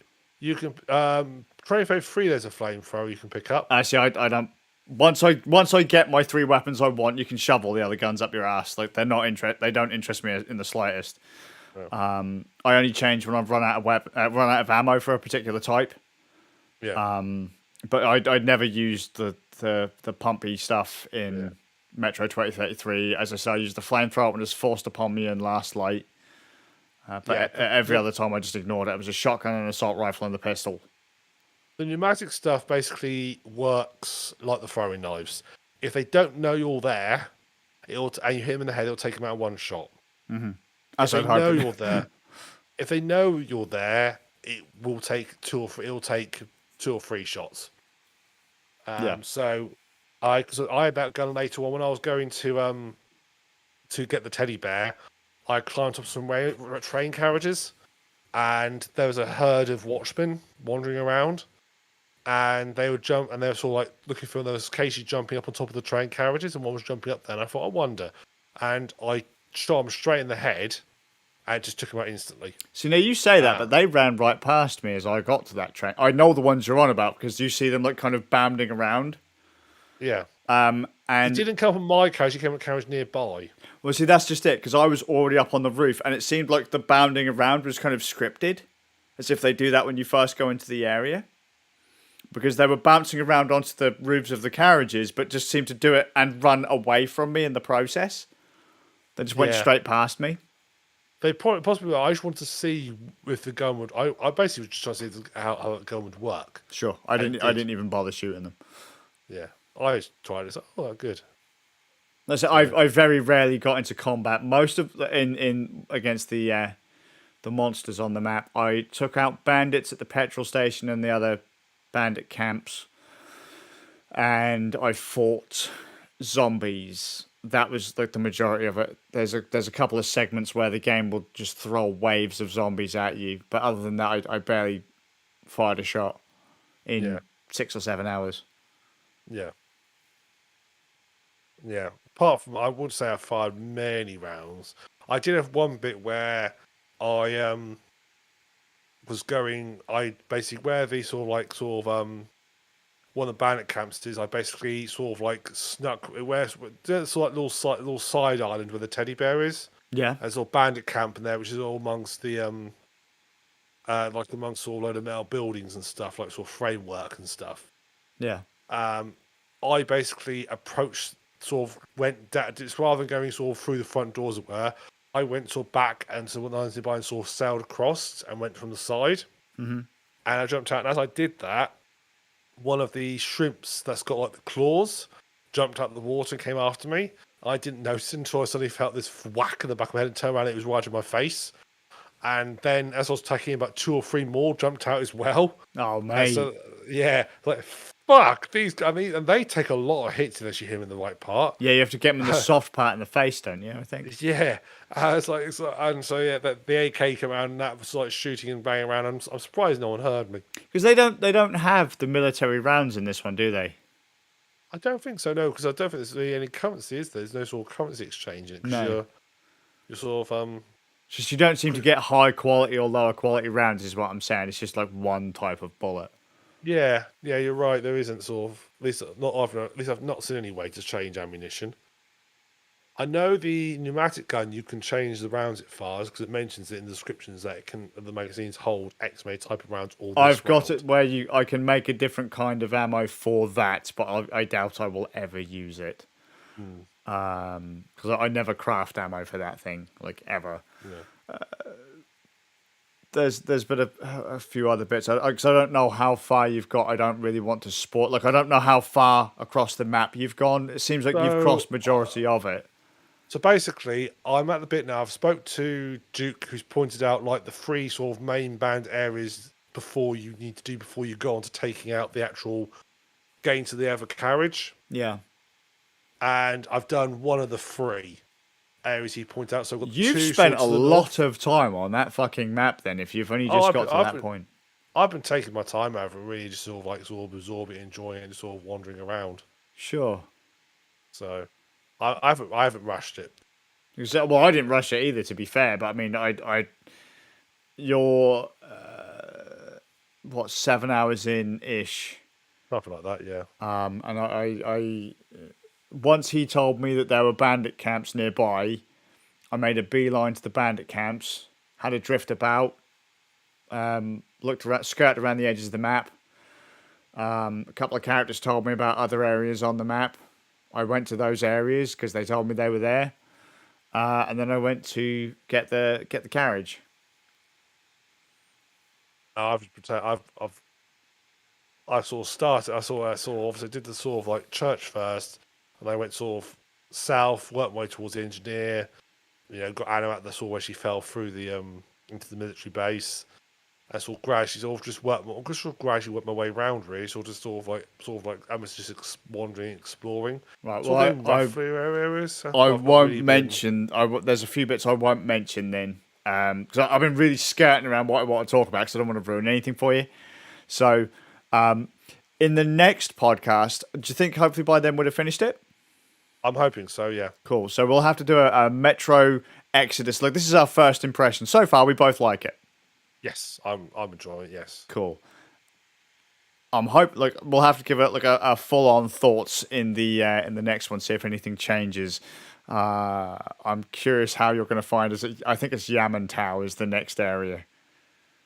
I think so because I looked up the like the rings bell because I looked up the list of levels. Yeah. So I was curious because I thought because this I thought this because when I looked up this game's going to take about 20 hours to complete, and I thought well I've been in this like first bit quite a long time.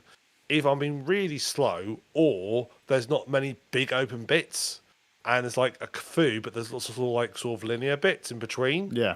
Which is what I was thinking, and then you confirmed that at the start, saying it's like open bit linear. For someone who plays like you could be talking between 30 and 50 hours. Oh, right. Well, definitely get money's worth then. Oh, for sure. Like, and I don't mean that in a nasty way. Just I know that you would go through and start doing all the side quests and all, like, you know, find all the, like, if it marks anything on a map, I know that you're going to do that before you do the mission. Because I started doing that too. The OC house can't leave a map marker untouched. See, well, just so you know, it doesn't tell you all of them. No, I know I've come across a few. Mm-hmm. I'm sort of like, shall I look them up? Perhaps I won't look them up. Don't, because that will completely ruin it for you if you start looking it up. It's the games like Metro are really at least this one. I think it's because it's been so nicely crafted and it is by hand. If it's something like Far Cry or whatever, where they just literally copy paste the bases, the outposts or whatever, like everywhere, fucking look that stuff up. But in a game where I mean I swear they must have placed every tree and every blade of grass on that map. It's definitely I think it's definitely handcrafted levels. You'd be really doing their work a disservice by looking that shit up. So please don't. No. Play it through a second time. Just don't. You know, don't look up where everything is. See if you can find it all. Actually look around and interact with the characters and interact with the environment, and you'll be surprised what you can find. It feels natural when you sort of come across people and so forth, and it feels sort of natural, nice when you come across them and sort of chatting with them and interacting with them, and or whether that's by bullet or by talking or not talking. In case of Artium, no, awesome. So we're both enjoying. Well, I'm glad you're enjoying Metro Exodus. Yeah, I like I said, I was a bit concerned. I really got into the swing of Metro by the end of it. Once I got over those stealth sections in 2033, I wasn't so bothered. Last Light was quite fun, although the story was jank as all balls. And Exodus was, as so far, it's been pretty sound. I'd say there are some points where I'm like, really, you're going there, but it's been all right. Oh, well, we'll discuss more on our next podcast. Fantastic. We've had a few comments. We've got a hi from Jet and Annie. Oh, Hi, marvelous. guys.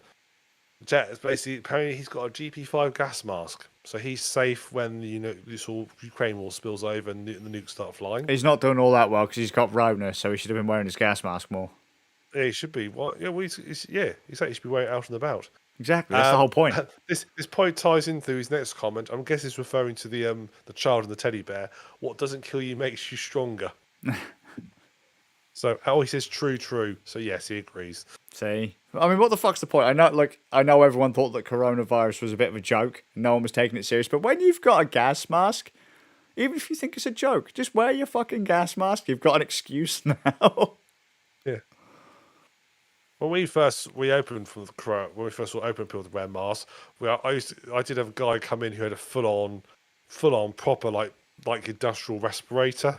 Yeah. Looked like he was going to do some nuclear decommissioning. One of my mates was doing that. He went out and got the fucking full bore, big beefy, massive filters and all that kind of stuff. And I was like, damn, son, like you're taking this seriously. And I know a lot of people were doing it to take the piss, but I mean, I took advantage every chance I could to wear like a mask or a balaclava into a bank. I was like, damn, man, like normally if I did this, you'd jump me.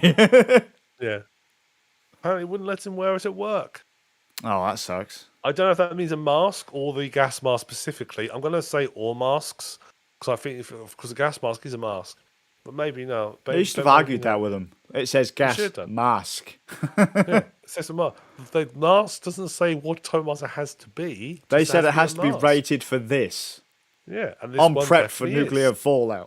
Yeah, I can handle coronavirus. And all form of new NBC hazards that's coming my way. Specifically the gas mask, apparently. That's just sad. You should have got like a diet one, like one of the thinner ones, like where it just covers the eyes with the filter on the end of it. So well, I've changed that in my full facial rubber dealio, my gimp suit. Yeah, my gimp suit. They have masks work because breathing toxic fumes for a couple of seconds is more enough to do you in. So. That's the best way. I'm sorry to works. They've talked with the cocoon two breaths, but I suppose it could be something else. I'm sure he'll tell us. Yeah, from what I understand, Annie deals with some pretty hardcore stuff on the daily. And I've worked in a few places as well where they'll say to you, if you are not wearing your mask and you go into this, if you're not wearing a mask or a respirator or whatever, as you walk into this room and you go, you probably will just pass out and you'll end up in there and you'll just die because this is quite nasty stuff in here. I suppose I've worked around places where if you go into a like confined space, the gas mask won't really do much for you anyway because there's just no oxygen in there. You just go in there, so your gas mask won't really help you because you'll just be dead anyway because no oxygen. And people do, because I work farms and it's like things like slurry pits and tanks and stuff. They're just full of ammonia and basically virtually no oxygen. So people do go in them and just asphyxiate and collapse. Yep. So I suppose we've all worked around dangerous stuff. That's beautiful. Absolutely beautiful. It is. But we don't all carry around gas masks. It's sad. We don't. We should. Oh, a silicon plant. Oh, nasty. That's Jet. It's worked in a silicon plant. That's nasty stuff. Right, so we've also been playing, and we've actually finished now. Thank God. Yeah, not a Metro game. We've been finishing off playing Metro. Metro? You just said not Metro. Metro-Tide 2. Warhammer 40k Metro. Metro-Tide. yeah, Metro-Tide 2. Skaven. There are tides of rats in. There are tides of rats in Metro. In the book, anyway. Yeah, I suppose that would be a very Metro thing. Are they Skaven rats though? No, sadly, that's a shame. No, they lost a bit, but they could have done that. So yeah, we played Vermintide 2, the sequel to Vermintide, as part of Games Night, and I think it was really good fun. It was, yes. Although I will say I much preferred the game when I got to change my class up a bit. Yeah, so basically, Vermintide is sort of it's Left for Dead, but instead of zombies, you've got Skaven, Yeah. lots of Skaven, and new to the Vermintide this world. I think they actually got added they got put in as a DLC in the first Vermintide, but this one, that's all one of the main enemies is you have the Chaos Warriors, and they're sort of Chaos cultists, all coming for you as well. So you have human opponents that are hack and slash and stuff, and it's you and up to three other people. Given a level, you've got fairly straightforward objectives. Get here, unlock there, bring those things over here. There aren't so many fetch and carry quests in this one, actually. There's quite a few in the Vermintide one. There's not so many in this one. We have to fetch stuff and bring it back here. Yeah, you didn't. It was almost like an arena style level, wasn't it? Where it started off in this like a big square. And it's like, oh, gather these things and bring them back to this one point. I'm kind of glad they went away, to be honest. Do you remember the gunpowder one from the first one? Yeah, on the boat. Yeah. Where you threw it and it rolled off the edge. Yeah, don't. I was devastated. That would have been like flawless run through it, and it just went. Ew. I was like, no. Yeah, and then a second later we all died. I was like, I've got to do that again. Yeah. So that's those sort of missions, but yeah, the levels are on a grander scale, I would say. Yeah. They sort of feel bigger, more larger, and larger and sort of huger than the first Vermintide. But yeah, it's basically Left 4 Dead about zombies with Skaven, and it's hack and slash, and you have played four sort of characters. We carried on the same characters last time, so I was the Snuffy Toes Witch Hunter. Zaber was a sort of like Empire soldier, and Skazz here was channeling. He's in a. I'm saying he's in a Scottish because basically the dwarves are basically Scottish people anyway. Let's be honest. Mm-hmm. Dwarf, and yeah, I thought it was really good fun. It was fun, very, very, very fun. It's very well levels are really well, nicely paced. I mean, they weren't long. Each mission's about 15 to 20 minutes long or so. Yeah, thereabouts. Yeah, thereabouts. And but they are very neatly paced, and they don't feel. They feel like someone's gone through and sort of crafted them again and again and gone just right. So there's nothing that I would say felt particularly duff. Like, oh, that was a terrible level. We didn't enjoy that, so forth. Which actually, there was a couple on Vermintide 1 which I thought felt a bit crappy. Yeah. Like the ones when you're going through like the graveyards and the tombs in Vermintide 1. That was I don't think they were tombs. It was like this big, tall, green stone mazy bit. I didn't like those bits at all. I didn't like the gathery barrely, throw them on the boaty things. Yeah. They refined their gameplay for Vermintide 2. You also got a special mechanic in Vermintide 2 that I don't remember being in Verm 1. No, there wasn't. Which was quite fun, unique to each class. Yeah, although they are very similar. So the base class all had some variation of push things away from you. No, they didn't. Well, Zabe had something that pushed things away from Dwarf was stealth. Oh yes, of course. I forgot you were stealth. Yeah, I had a stealth skill. You had a stealth, which is very is complete. It's not a sort of skill that I'd expect you need to make use of very often. Mm-hmm. But yeah, so every class has an ability that basically sort of recharges, and it's recharged partly through time and in different classes through killing things, and then when it feels you can do it again and again and again. Which has a bit of sort of neat thing, but also it's just funny. It's just hilarious. It's all like sending everybody flying in one hit. It's basically it's very gory comedy. Yeah, the whole time. When you're slicing things up, when you sort of slice a rat in half, and it's just sort of legs all stagger about for a little before it falls over. That's just funny. Oh, someone's arm falls off and they kind of clutch at it and then fall over. Yeah. We sort of cut someone's head off and they just sort of collapse over. It's just it's so over the top gore that it's just hilarious. Yeah. It is so fun. It's time for House Exterminators. Yes. And then one of the other neat features is as you go along, gain levels, you unlock other classes or variants of your class. So I got for the witch hunter. I became the zealot, which meant I could put a pig on my head. That was funny.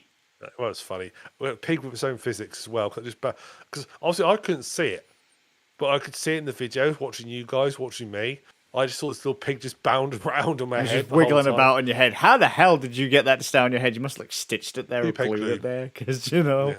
Yeah, peg glue. It's permanently part of him now. He's so nice when it starts to rot. Oh mate. So, and Skazz, you had great fun as, were you a Slayer? I think you trained Yeah. into? Yeah, I think so. Yeah. Yeah.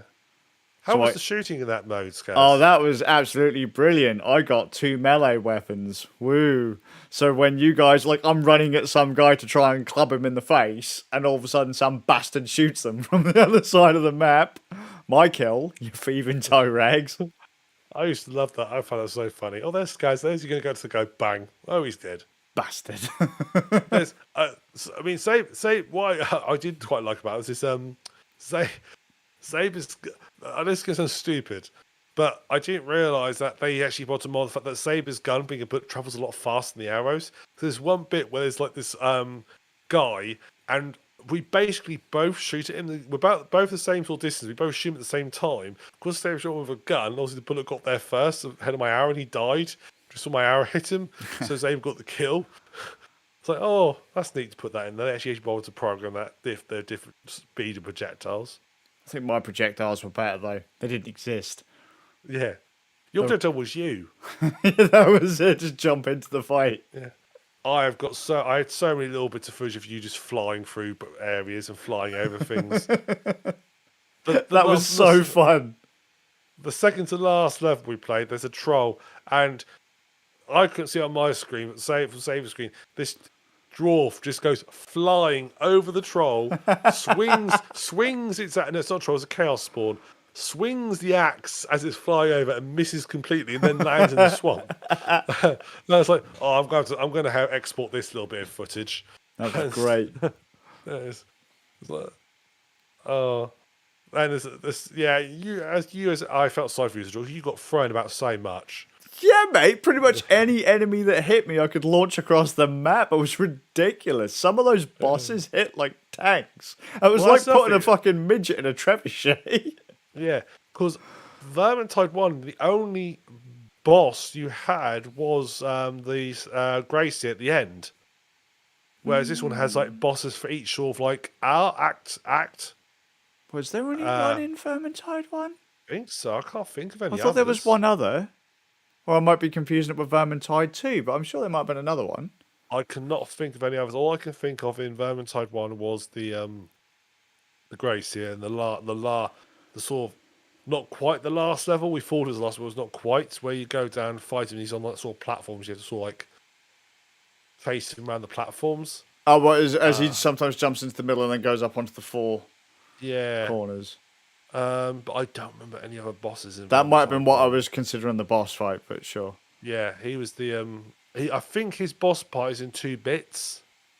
So he's one boss, but he's in like 2. But you have one little boss, like then you go out and you find him again, have another one. Oh, sure. So I remember what you're thinking of. But this actually had 4 different bosses at the end of one at the end of each act, then one sort of like final boss once you've done all 3 acts. Interestingly, the first boss was the hardest. Yeah. And the other 2 were cakewalks. Pretty much. Yeah. The first boss, he sort of like could bounce you away and also sort of like teleport fire bees at you and these sort of like ghost swarms at you that sort of like sent you flying, took your health off. He was tough. But we didn't wipe a thing at all. We didn't wipe any of the levels. So I think Verm 2 was a lot easier than Vermintide 1. I couldn't imagine myself being one of those guys that grinds for all blues or all legendary weapons or armor or whatever. Because there are some people who will play hundreds of hours of Vermintide. I don't think I could realistically stomach that. Because obviously you can get loot chests and craft things, and there's daily unlockables and all that. We were on the basic level, the difficulty level, which is what we were on the first one. So I left at the same basic level. So maybe we should up the difficulty to a higher level. But yeah, it was definitely not as hard as the first. We did sort of like go. No, none of the missions were fun, but none of them were what I'd say a challenge. Sure. Apart from that first boss, what I did at one point, because at one point I think there's like 2 of us down. I did at one point think we were going to lose this. The sort of way you move about as well is different. Whereas the first one, you sort of like you get dropped off, you have to run back to a cart. You sort of get teleported around now, which sure makes more sense. And Yeah. and unfortunately, there's no pub in this one. No, because it got smashed to fuck. We got smashed to fuck, yeah. But we've got. I mean, the guy's got a castle now. He had a But bit it's of an not. upgrade. He did, but it's not. It's not the same atmosphere as the pub, though, is it? Well, no, because I can't get shit faced in a castle on the end of a cliff. Although I can do some mad parkour stuff. Yes, yes. There's lots of bounce around the castle. There's a lot of places to jump to your death at the castle. It's beautiful. And it teleported. Particularly once we got the class, because once we both got a class of where we could just sort of bounce around, speed around, and sort of run ahead. We would just we spent quite some time just jumping off things very fast. Yeah, just to see, like, can we jump there? Can we do this? Who's faster? Who can jump further before they get killed? Yeah, I think I went slightly further, but mine was just like a fast run rather than a jump, whereas yours was actually like a leap. Yeah, sure. So you could actually sort of leap onto things, which I couldn't. Mm-hmm. Yeah, and then we raced Saber. That was fun. Yeah. Bless him. Bless Him. But and yeah, so at each level you sort of like you basically unlock things at the end of it. Another change actually, you only unlock stuff for your own class this time, whereas the Vermintide one you could unlock stuff for different classes. No, I unlocked like dual guns and stuff that I couldn't equip with my. But could you click on one of your dwarf classes? I don't know because I didn't know if either of my dwarves had dual guns. All I unlocked were only for the witch hunter. Sure. And so subclasses. Well, it wasn't until towards the end that I even realised we could switch classes. Well, I had to work out to switch classes as well because I couldn't work out how to switch classes until I googled it. Yeah. And then found out how you do it. Oh, okay, that's how you do it. So when you switch classes, your level stays the same. You literally just sort of change things. You can switch back and forth as well. So it's not like once you switch to a class, you're sort of stuck in that class.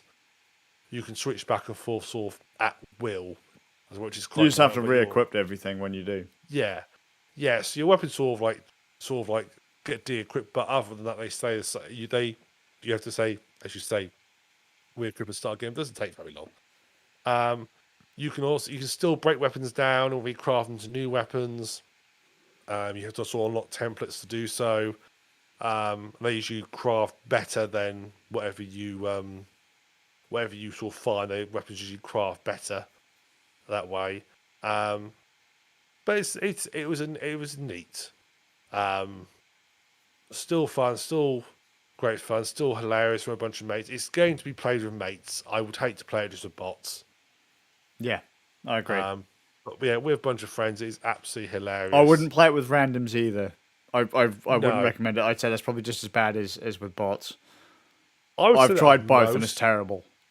I would think most personally sort of co-op games like that when there's a small group who always work better with people you know. Trouble is though, a lot of people don't do it that way. No. Because when I first played Vermintide, I didn't like the idea of being forced into a pug. So I tried it with bots. It was terrible. I tried it with pugs. It was terrible. It didn't actually get even remotely fun until I was hanging out with you and Zay. Because I can remember when me, you, and Bard spoke of Vermintide back in the day, and I was not happy with it at all. Yeah. But then that's because I couldn't get anyone together to play when I was available to play. So yeah. So it worked. They always work better when you're with your mates. Yeah. So because then you know how each other work, and you have the sort of sense of humor. Whereas a pub you just don't know, and you might be an arsehole, but when you're with friends, they're your arseholes. Yeah. When you're with friends, they already know you're not much of a team player, so fuck that shit.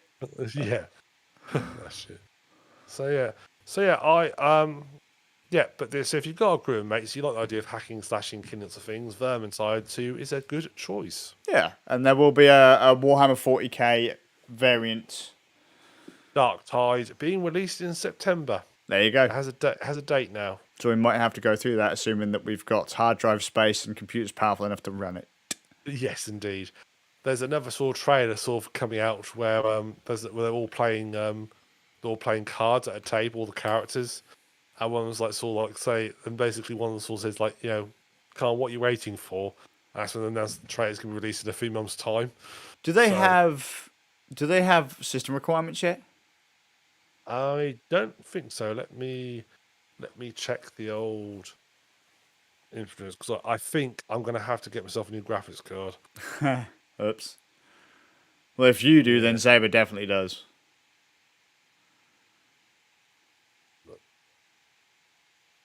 Yeah, that's my what was that? Assistant 2BD. Oh, okay. TBD. So, yeah, no, I'm sure I'm gonna have to get myself a graphics card upgrade. I think mine's starting to sort of like reach its limit. It's going to have to bite the bullet. Can't get any machines. I'll have to get a new graphics card. Yep. So, oh well, no, that'll be the next big expense. I've got a big expense coming up first, so I want I've committed to. So that's gonna have to go through first. Sure. And then I'll get the graphics card. But yeah, no, absolutely great fun game. Looking forward to the Warhammer 1 because I'm a Warhammer fan, but Warhammer 40k fanboy. So, and if there's this, I've looked. Now I'm going to put a guess out here, Skazz. I think in Darktide you're going to end up playing the Ogren. We'll see. We'll see. Yes, because I thought that looks like the Skazz character. He's got like a big hissy thing. I thought that looks like Skazz's character. I like big hitty things. Yeah, I thought that's good. Unless I'm in VR. Yes, that's true. Yes. I have a very different play style in VR to when I'm playing other games. So like most people would say, big swords, big hammers, you know, big Zweihanders, stuff like that. When I'm in VR, I can't do it. I just can't two-hand weapons in VR. Is that because when you go for the overhand strike, you bang your hand on the ceiling? No, it's just shit. They're just because VR doesn't have any weight, does it? So it doesn't feel right. There's no sort of force feedback, really. Yeah. So when you like hit an object, it just doesn't feel right. So, but when you've got like just a sword in one hand, it's not so bad. But when you actually have to physically hold your hands in a certain way to swing a two-hander, it's just fucking terrible. Absolutely terrible in VR. What you need is like some sort of like exoskeleton with hundreds of servo motors on it that goes all on your arms and legs. And then as you hit things, the servos can just lock up and prevent you moving anymore. Oh, mate, can I just throw out there? There's a shirt called the OWO, right?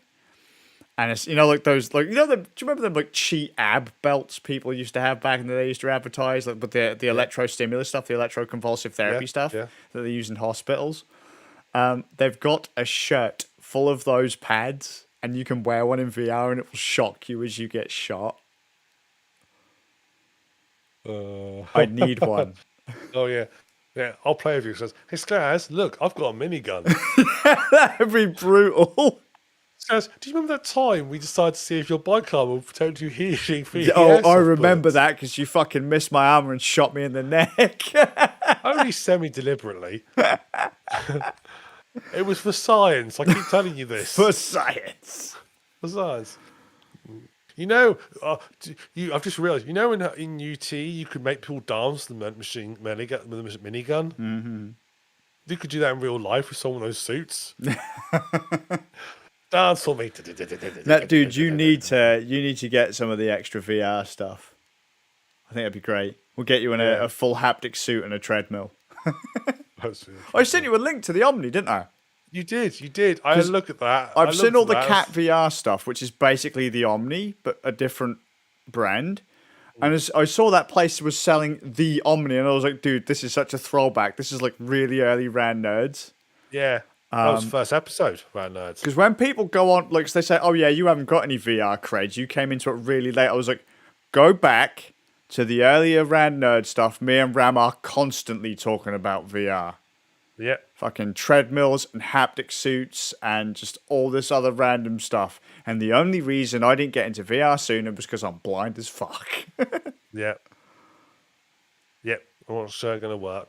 I mean, I got onto VR about a year after it came out. Mm-hmm. I sort of waited a year and it's like sort of getting there. I couldn't resist the urge anymore and splashed out. Mm-hmm. So cool stuff. Good stuff. Cool stuff. I just wish I find I don't know if it's the Rift or it's my Pacific Rift. I find it very temperamental. I would say at least one these. There's every time I load up Oculus, I would say it's about 20% chance that the Rift will need recalibrating again. I find. So with the Quest, because of the way that I do mine, yeah, it still asks you to pretty much recalibrate on PCVR every time you turn it on. Yeah. But because I just have it on standing VR, it just says, yeah, just reconfirm that you're in standing VR or reconfirm your play space. It's usually pretty quick. Yeah. I'd say the Quest is probably better than the Rift S at it, but I have to nearly every time reset up the Guardian system. Interesting. Often it'll get me to, because the Rift plugs into a USB 3 and display port. Frequently, it will say it's not got a proper connection, and I have to unplug it, replug it in. I 2 or have 3 that on my times to get Quest a connection. sometimes. Yeah, And it's a fucking ball ache.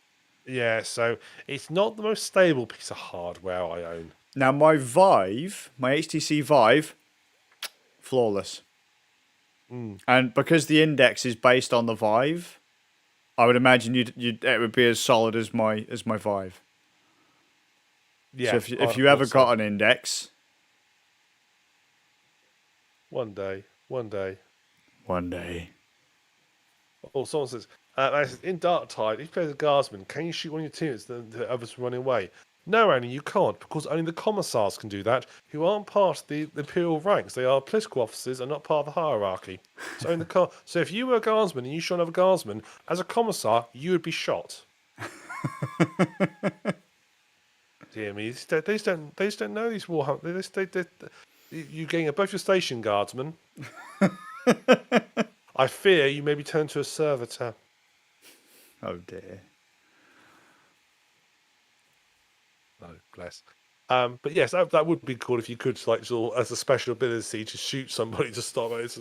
Anybody's panicking, shoot them. That would be a cool special ability. That'd be beautiful.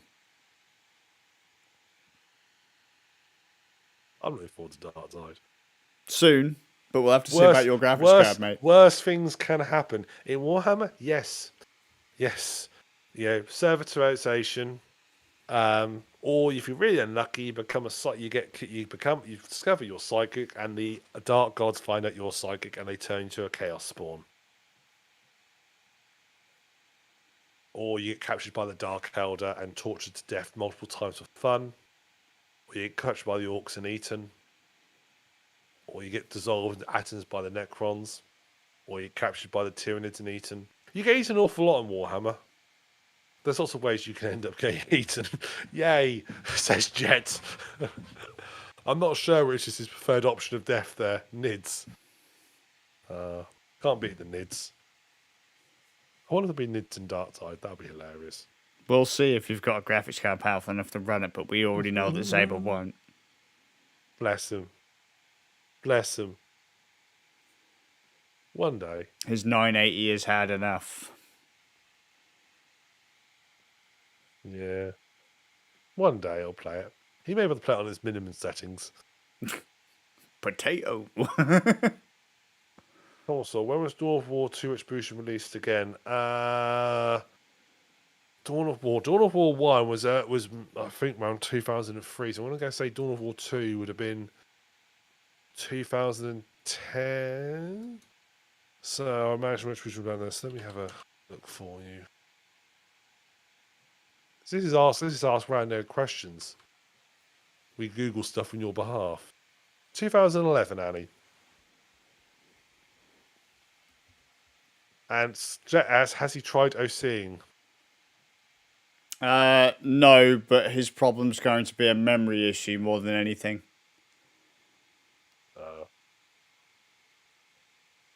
This is back when GPUs only had 4 gigs of VRAM. He struggles to stream and play some games in VR, so same kind of stuff that my game and laptop has issues with. So it's going to largely be It's just too long in the tooth. We should do some sort of strategy games on games night. I think so too. That's us v the computer That'd be a laugh. or several computers. Watch how Computer will bad we win. are. Watch out. Yeah, if it was like, oh, you're playing against a media computer, how the fuck that beat you? Yeah, we're just shit. So that's all. That's all going to install Dawn of War. That's easy enough. You can do that on. You can do that on. That a toaster would run Dawn of War. Yeah, I think me and Zebra are gonna have issues with that. Oh, well, you're below toaster level. Well, Dawn of War ones. I love Dawn of War. I've played many hours of Dawn of War. I haven't played it in years. I remember picking it up when it came out, and that was all the go. That was the go-to college game. We'd all go on Skype of an evening, and we'd all sit there playing Dawn of War. I played it in an internet cafe, believe it or not. Oh, really? Yeah. Where was that internet cafe? Was that Norwich? Was it? Or Oh, Lowestoft. we had an internet cafe. Yeah, down by where the big multi-story car park was, Yeah. just across the street from that. Oh, I didn't know that. Yeah, me and Lakey used to go there all the time back in the college days. Oh, back in the college days when we were young. Yeah. Oh. Right, guys. Shall we call it an end there? I think. Yeah, mate. So, thank you very much for watching us. I've been the Suffolk Crown, Skazius? and I've done it. Sorry, I fucked that up. You can catch us on twitch.tv/the Suffolk Ram. Twitch.tv/Skazius for our games nights on whatever Tuesday it is. 12. And we'll be back for our next podcast on the 23rd of April, 21:30 GMT +1. So you can join us there, and we'll hopefully have played Metro by the time we get to finished playing Metro by the time we get to that one. We might do. Might do. I'll probably still be in the first zone. Yeah. Have you finished 50... Volga yet? Well, I thought that was 50... the entire game. I'm 50 hours in, mate. When does it? What do you mean? I don't want to do the end bit yet. Yeah, I don't want to rush it. Yeah. So thank you for watching. We'll see you in a fortnight. Fantastic. Bye.